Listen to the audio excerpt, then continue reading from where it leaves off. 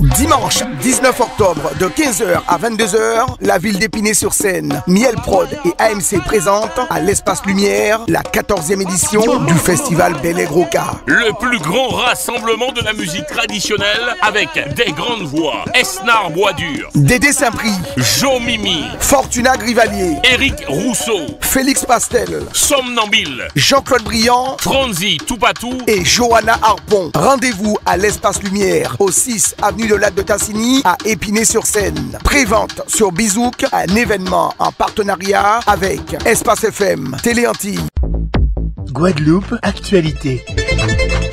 La une de ce journal, la semaine du goût. Depuis aujourd'hui jusqu'au vendredi 19 octobre, cette manifestation met à l'honneur l'alimentation saine et les produits locaux. Et à la Carle, 4 jours d'animation permettront aux élèves des écoles de participer à des ateliers culinaires avec 4 chefs différents, de goûter aux saveurs du terroir guadeloupéen et de comprendre finalement l'importance du bien manger, de goûter des saveurs aussi de chez nous. Tout de suite les images de Lucien Nébor.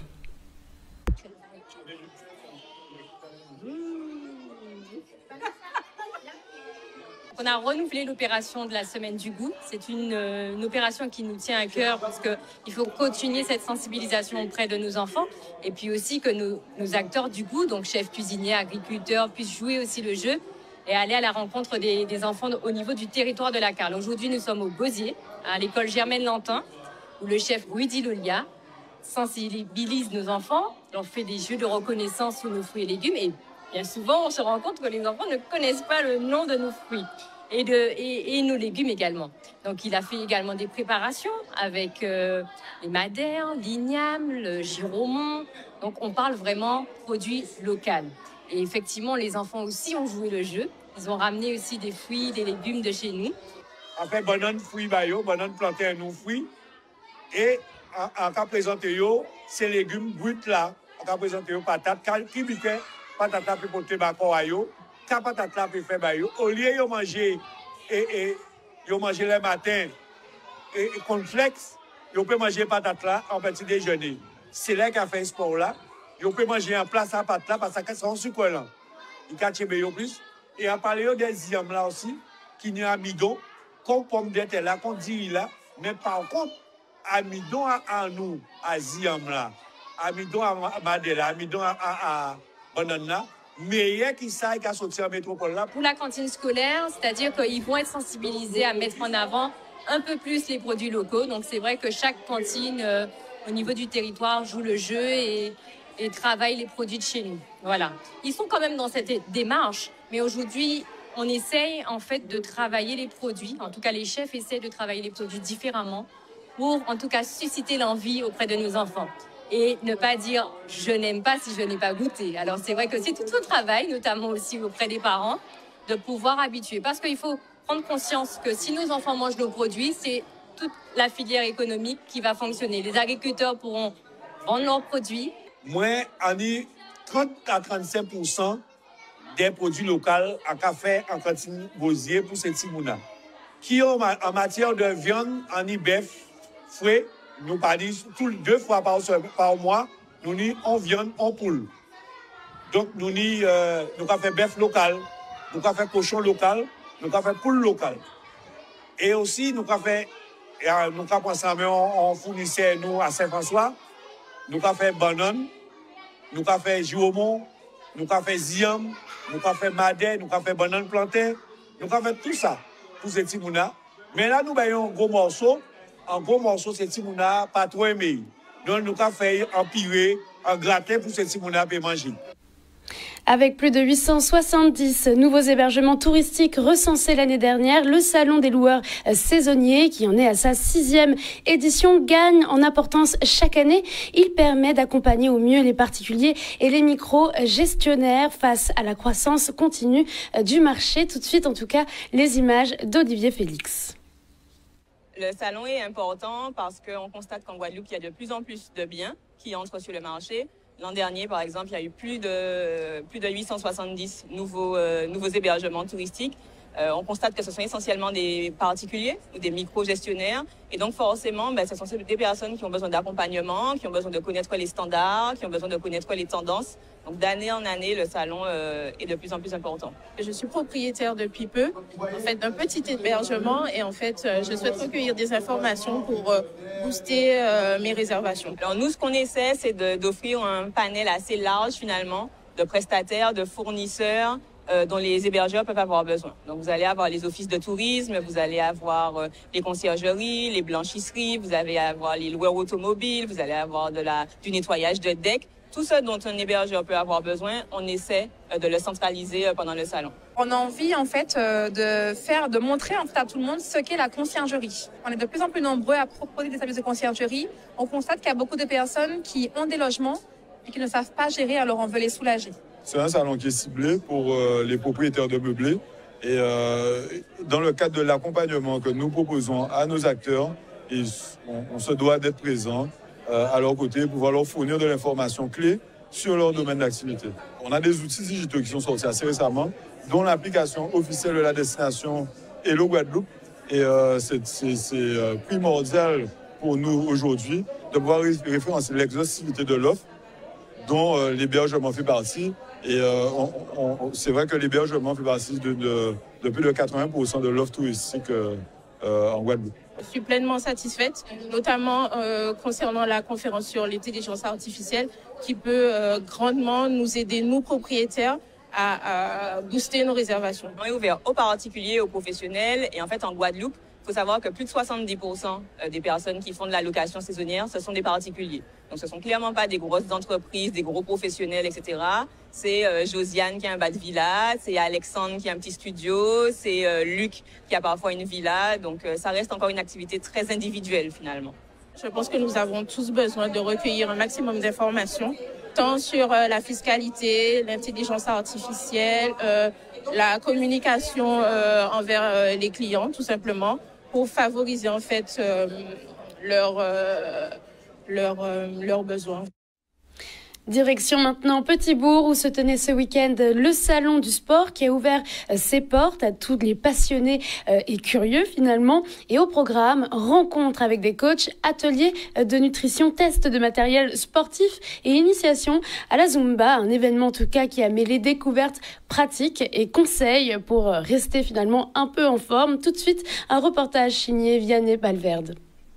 Alors c'est la 3e édition du salon du sport. Aussi, on a aussi pour ambition d'exposer. Donc là, il y a plusieurs exposants autour de nous qui vont exposer. On va rencontrer aussi des coachs sportifs. On va aussi rencontrer des professionnels qui vont parler de la nutrition. Certains ont aussi l'occasion de tester du matériel, le dernier cri de fitness. On va pouvoir se peser, on va pouvoir avoir des indications. Voilà, c'est vraiment tout un ensemble dans ce seul lieu dont la thématique principale touche le sport. Sur toutes ses facettes. La Zumba, comme d'habitude, c'est on travaille le cardio et donc on brûle, c'est la dépense énergétique et on brûle les calories. Et on fléchit les jambes, donc on peut le renforcement musculaire également. Ce sont des mouvements chorégraphiés très basiques, accessibles à tous de 7 à 77 ans. Donc il n'y a rien de compliqué, c'est dans la joie de vivre. Tous les publics, hommes, femmes, enfants, tout le monde, ceux qui veulent perdre du poids, ceux qui veulent s'éclater, les danseurs, tout le monde. Alors moi, je vois pas beaucoup de jeunes. Je suis encore une fois la seule jeune. Il y a des enfants, mais il n'y a pas trop de gens de mon âge. Je pense qu'ils restent plus à la maison. Mais moi, je vous inviterais de participer au Zumba. Ils sont superbes. Et c'est pour tout le monde. Il ne faut pas avoir de honte. Donc les jeunes aussi peuvent venir. Moi, en général, quand j'y vais, je suis souvent la plus jeune. Souvent, au niveau des jeunes, les adolescents, ils ne sont pas trop là. Je représente la tranche des 45-50 ans. C'est très important de le préciser puisque les personnes de cet âge-là n'osent pas pratiquer la Zumba alors que c'est tout à fait adapté. Dans un premier temps, j'ai commencé la Zumba pour pouvoir perdre du poids. Mais en fait, j'ai lâché prise sur ça et je m'amuse beaucoup. C'est vrai que c'est assez intense, mais accessible à tout le monde. Dans le cadre de la mobilisation nationale des associations d'éducation populaire, le CRAGEP appelle à soutenir ces structures finalement essentielles au lien social et à l'engagement citoyen. Et touchées par des difficultés financières et un manque de bénévoles, plusieurs associations locales interpellent la population et les autorités. Tout de suite un reportage signé Vianney Valverde. Nous sommes à la salle Georges Tarrer afin effectivement de rassembler les associations dans le cadre de la mobilisation nationale des associations d'éducation populaire et plus largement du tissu associatif. Comme vous le savez, les associations sur la place métropolitaine et aussi forcément dans les départements d'outre-mer et en Guadeloupe, nous sommes touchés par une situation financière des associations.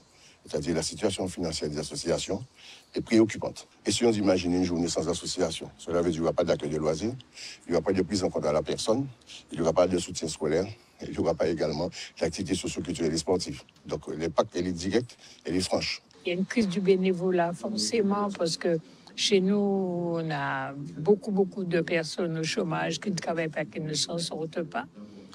Les jeunes ne veulent plus ou n'ont pas toujours, ils ne veulent plus s'engager comme avant.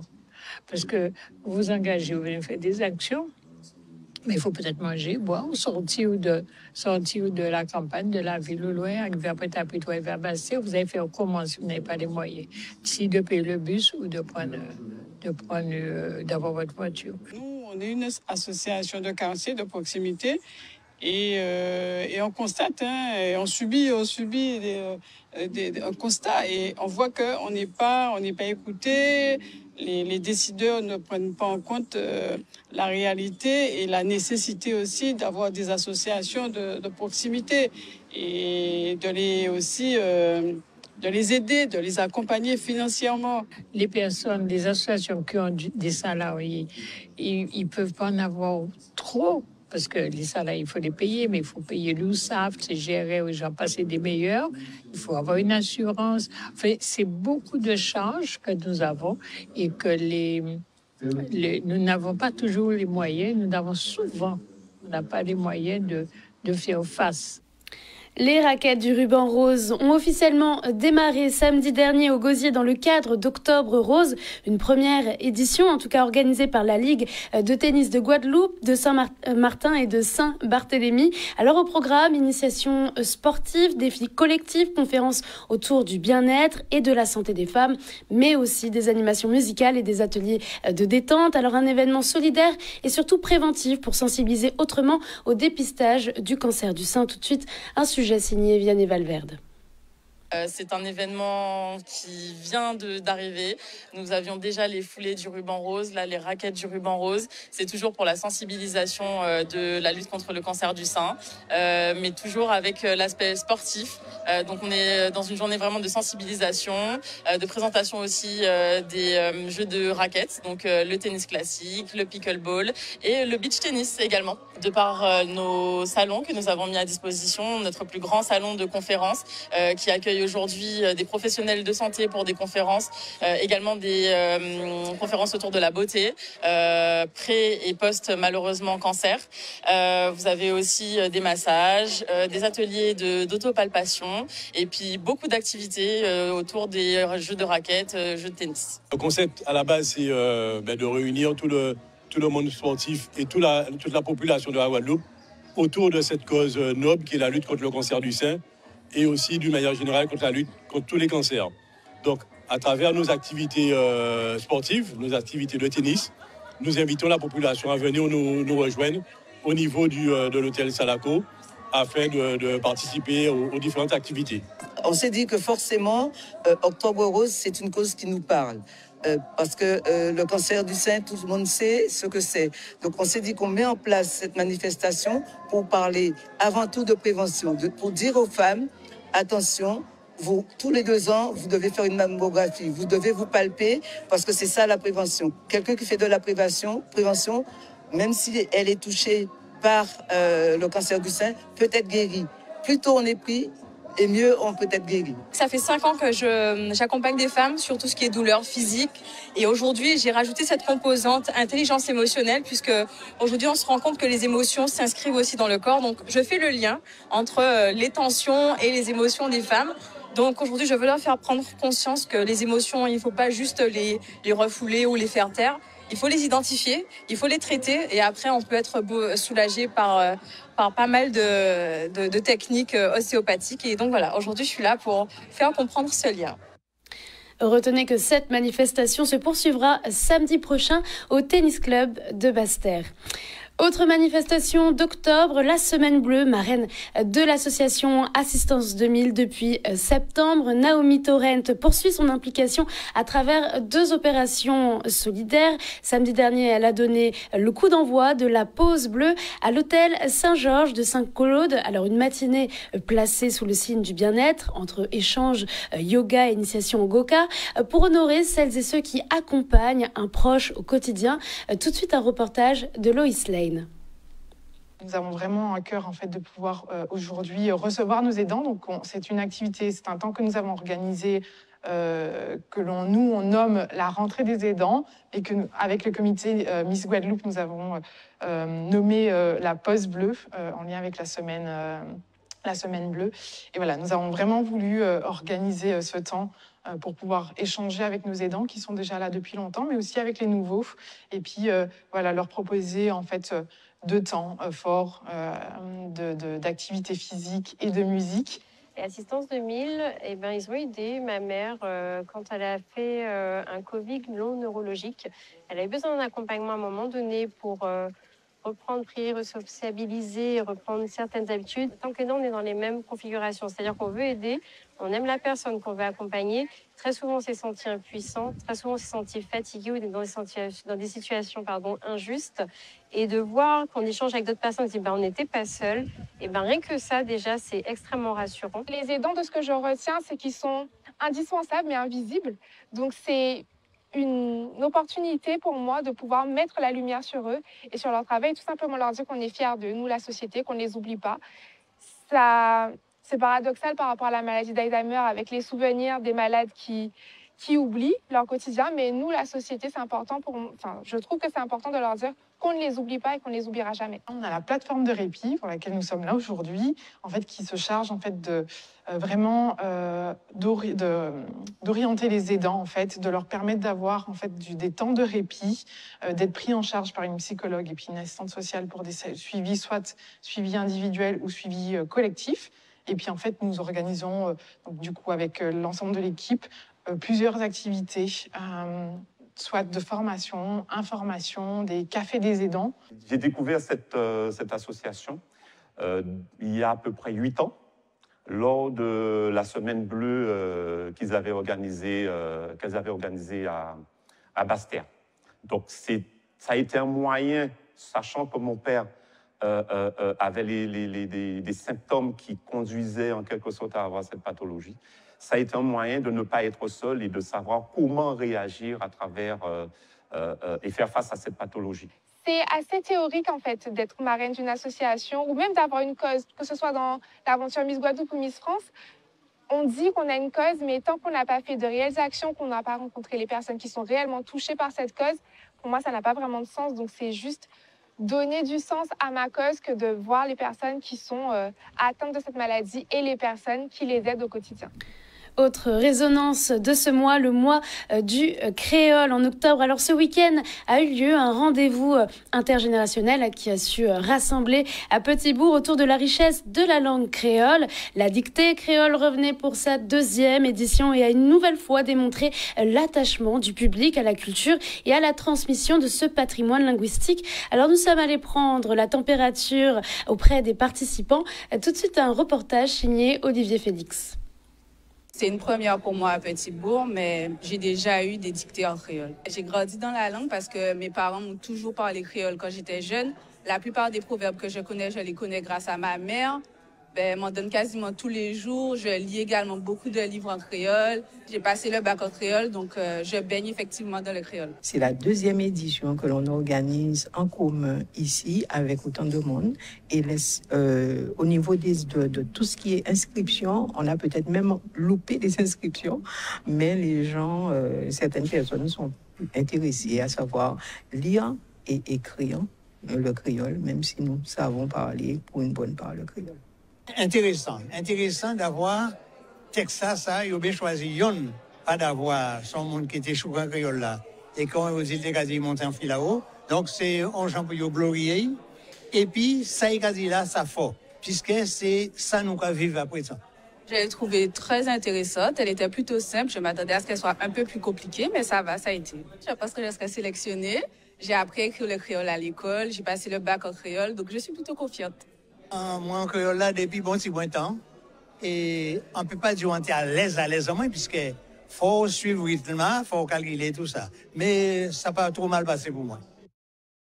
Depuis 2019, le talent d'ici valorise les savoir-faire artistiques guadeloupéens tout en soutenant finalement une cause solidaire. Et cette année, l'artiste Reynald Arendel remporte le concours avec une création empreinte d'émotion et d'humanité. Alors des bénéfices des ventes des sacs à bas sont à l'effigie, seront reversés à l'association Saint-Jean Bosco engagée dans l'insertion des jeunes. Alors tout de suite, les images de Solène Fèvre. Pour nous, c'est une grande joie. C'est la révélation de la gagnante, qui est Reynald Arendel, qui a fait une très belle œuvre, qui représente la recette du bonheur, selon elle. Et c'est une grande joie pour nous de lancer cette révélation, de la montrer au public et de présenter Reynald et son œuvre dans le cadre de cette 5e édition de Talent d'ici. Je suis très heureuse, ravie, satisfaite, fière de moi, de mon travail. Ça me tenait à cœur de gagner sur cette édition puisque le sujet me parlait énormément.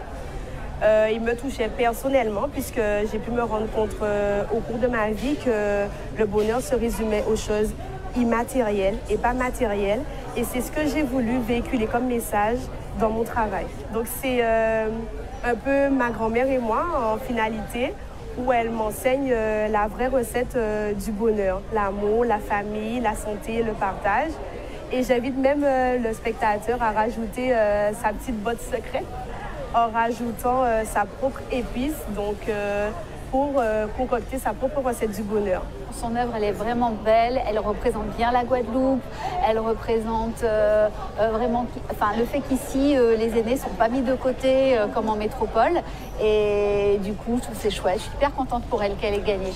On aide des jeunes artistes, on décore nos cabas, qui sont des cabas qui deviennent collector, qui deviennent exceptionnels et qui véhiculent un message. Pour nous, c'est vraiment tout à fait logique dans notre défense de la production locale, des talents locaux, de la valorisation de la Guadeloupe et de tout ce qu'on peut y faire. La démarche par rapport aux dons à l'association, à la mise en avant des produits locaux, des artistes aussi locaux, je trouve que c'est chouette et du coup ça me donne envie de participer. Alors j'espère que je vais participer aussi à la prochaine édition et puis on verra ce que ça donne.